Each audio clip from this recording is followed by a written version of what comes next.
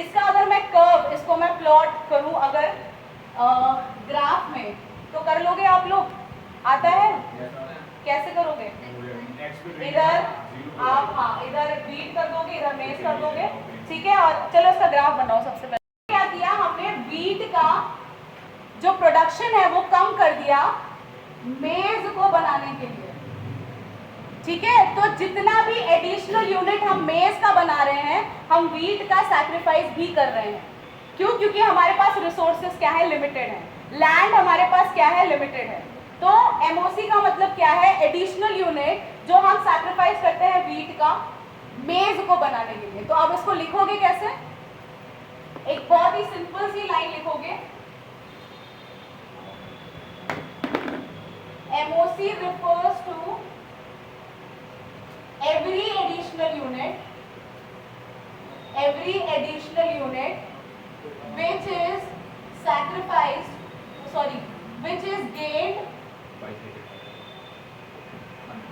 by sacrificing the other unit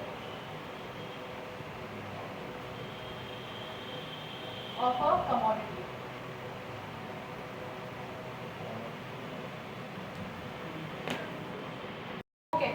अब अगर मैं इसको एक्सप्लेन और फर्दर करूँ एक एग्जांपल लेके, जिससे आप लोगों को अच्छे से समझ में आ जाए, तो जो पिछला वाला हमने एग्जांपल न्यूमेरिकल लिया था 21, 21, 20, 18, 15, 11, 6 और 0, ठीक है। इनके बीच का जो डिफरेंस है वो आपका एमओसी है। इसके बीच का डिफरेंस, आपने हर वो एडिशनल यूनिट जो सैक्रिफाइस किया है एक यूनिट गेन करने के लिए, 1 2 3 4 5 6, ये भी आपका एमओसी ही है। इसके बीच का फर्क, ठीक है, इसके बीच का फर्क 1 2 3 4 है, इसका 1 1 1 1 1 ही है, ठीक है। तो ये जो डिफरेंस है वो आपका एमओसी है। अब इसी डिफरेंस को अगर आप रेशियो में बना दोगे तो वो आपका क्या हो जाएगा, एमआरटी। समझ आ रही है बात? ठीक है। सैक्रिफाइस का जो क्या हुआ एक बार फिर बता दे रहे, ठीक है। आपने यहाँ पे क्या किया, ये मैं x ले रही हूँ, ये मैं y ले रही हूँ, ठीक है। एक गुड सैक्रिफाइस कर रहे हो एक गुड बनाने के लिए, सबका कितना कितना सैक्रिफाइस कर रहे हो तुम? यहाँ पे कितना सैक्रिफाइस, 1 2 3 4 5 6, ये सब आपका क्या है, एमओसी। 1 1 1 1 1, ये सब आपका एमओसी है, ठीक है। जितना भी एडिशनल यूनिट आप गेन कर रहे हो उसके लिए आपको कुछ सैक्रिफाइस करना पड़ रहा है, ठीक है। जितना एडिशनल यूनिट आप x का बना रहे हो, एक x का बना रहे हो तो आपको एक सैक्रिफाइस करना पड़ रहा है, फिर एक बना रहे हो तो 2 सैक्रिफाइस करना पड़ रहा है। ये सब आपका एमओसी है। अब इसी को अगर आप रेशियो में, जो आप लोगों ने अभी कहा डेल्टा x डेल्टा y या डेल्टा y डेल्टा x, ठीक है, इसको अभी हम आगे फर्दर करेंगे कि ये है क्या एक्चुअल में। आप लोगों ने बस फॉर्मूला याद कर लिया, हो गया, बट एक्चुअल में ऐसा होता नहीं है, ठीक है। तो ये जो फॉर्मूला है इसमें जब ये डिफरेंस हम रखेंगे तब आपका जो आंसर आएगा वो होगा एमआरटी, ठीक है। तुम एक तो हाँ बोलने का तरीका चेंज करो, हाँ ऐसे बोला जाता है, ऐसे नहीं बोला जाता, ठीक है।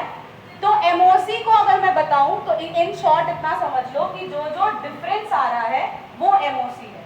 ये सैक्रिफाइस गेन करने का सिस्टम ही हम खत्म करते हैं। जो डिफरेंस आ रहा है, फर्क दिख रहा है आप लोगों को, यहाँ पे फर्क है 1 का, यहाँ 2 का, यहाँ 3 का, ये फर्क और ये फर्क ही एमओसी होता है, ठीक है। एक को सैक्रिफाइस कर रहे हो दूसरे को गेन करने के लिए, तो ये और ये जो है ये माइनस हो रहा है। आप लोग यही सोच रहे होंगे कि यहाँ पे मैम प्लस है, नहीं, ये प्लस नहीं हो रहा है, ये माइनस हो रहा है। ये हम सैक्रिफाइस कर रहे हैं इसको गेन करने के लिए, तो ये आपका एमओसी हो गया। और इसी के आगे अगर रिफर्स, अगर मैं एमआरटी की बात करूं तो रिफर्स टू द रेशियो, बस एक ही फर्क है एमआरटी और एमओसी में। अगर यही डिफरेंस को तुम लोग क्या करोगे, रेशियो में लगा दोगे तो वो क्या हो जाएगा, एमआरटी। अब एमआरटी की बात कर लेते हैं कि एमआरटी क्या होता है। एमआरटी का फुल फॉर्म तो पता ही होगा आप लोगों को,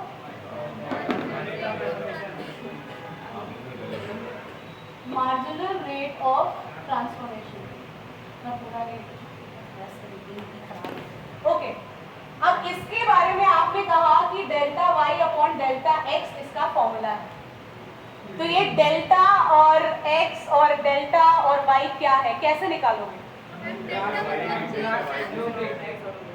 तो डेल्टा मतलब चेंज, y मतलब क्या है? सैक्रिफाइस, और x मतलब क्या है? गेन। मतलब कि अगर मैं इसको और थोड़ा बढ़ा के लिखूं तो change in sacrifice upon change in gain, इससे आपका एमआरटी आएगा। अब एमआरटी का मतलब क्या है? जो एमओसी के बारे में लिखा है उसके आगे रेशियो लगा दो बस। जब हम एमओसी को, मार्जिनल अपॉर्चुनिटी कॉस्ट को रेशियो में लिखते हैं तो वो एमआरटी बन जाता है। आई नो इकोनॉमिक्स थोड़ा सा टफ है समझने के लिए, नहीं बिल्कुल नहीं, बहुत अच्छी बात है। आधे लोगों का चेहरा देख के लग रहा है मुझे कि उन लोगों को कुछ समझ नहीं आ रहा है। जो कॉलम है वो इसलिए खाली रहता है क्योंकि यहाँ पे हम सिर्फ वीट उगा रहे हैं, तो ट्रांसफॉर्मेशन किस बात का? ठीक है, तो ट्रांसफॉर्मेशन होगा ही नहीं। नेक्स्ट वाला जब हम करेंगे 1/1, यहाँ पे देखो 1/1 होगा क्योंकि मैंने कहा है change in sacrifice, change in gain.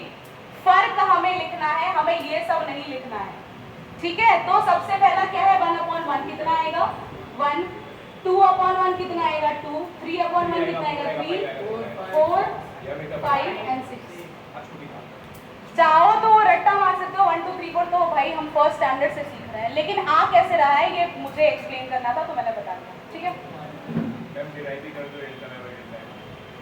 ये सब समझ आया? एमआरटी क्या है और एमओसी क्या है, ये दो चीजें अगर समझ लोगे तो आगे हमारे लिए बहुत हेल्पफुल हो जाएगा। क्योंकि ऐसा नहीं हो सकता है कि एमआरटी एमओसी का मतलब ना पूछे, लेकिन जब आपको मैं कर्व पढ़ाऊंगी, उसका शिफ्ट पढ़ाऊंगी, रोटेशन पढ़ाऊंगी, तो ये सारी चीजें बहुत जरूरी होंगी। ठीक है, हाँ, एमआरटी का मतलब लिख लो और ये लिख लो फॉर्मूला और सब। अब ये मत बोलना कि एमआरटी का मतलब क्या लिखें, बस एमओसी के डेफिनेशन के आगे रेशियो लगा दो बस। जब एमओसी रेशियो में हम क्या करते हैं, एक्सप्रेस करते हैं, तब वो एमआरटी कहलाता है।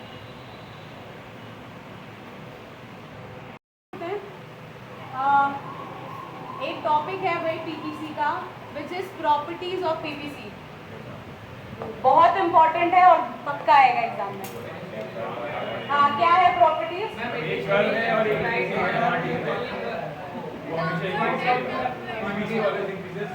ठीक है ठीक है ठीक है। पहला इसका है, पहला इसका इनवर्स और डायरेक्ट। अच्छा, इनवर्स क्या होता है? इनवर्स मतलब उल्टा, मतलब एक बढ़ रहा है तो दूसरा घटेगा, और डायरेक्ट मतलब दोनों साथ में बढ़ेगा। ठीक है, हमारा जो पीपीसी है वो इनवर्स है। कैसे? एक हम सैक्रिफाइस कर रहे हैं दूसरे को गेन करने के लिए, मतलब एक कम हो रहा है और दूसरा ज्यादा हो रहा है। इसी रीजन से हमारा जो पीपीसी है उसका पहला प्रॉपर्टी आता है विच इज डाउनवर्ड। ठीक है, जो हमारा पीपीसी है वो डाउनवर्ड होता है क्योंकि उसका जो रिलेशनशिप है दो कमोडिटीज का वो इनवर्स है, एक बढ़ेगा तो एक घटेगा। जब डायरेक्ट होगा, जब रिलेशनशिप डायरेक्ट होगा तब अपवर्ड जाएगा। ठीक है, यहां पे क्या हो रहा है? डाउनवर्ड हो रहा है। अच्छा, अपवर्ड कैसे जाएगा? ये अपवर्ड है, ये डाउनवर्ड है। नहीं, ये अपवर्ड है, ये अपवर्ड है और ये डाउनवर्ड है। तो अपवर्ड तब होगा जब रिलेशनशिप डायरेक्ट होगा दोनों के बीच में। अच्छा, डिमांड और सप्लाई का कैसा रिलेशनशिप होता है? ठीक है, तो सबसे पहला जो प्रॉपर्टी है हमारा वो क्या है कि इट स्लोप्स डाउनवर्ड। क्यों? क्योंकि दोनों कमोडिटी के बीच का जो रिश्ता होता है वो इनवर्स होता है, एक बढ़ेगा तो दूसरा घटेगा। ठीक है, चलो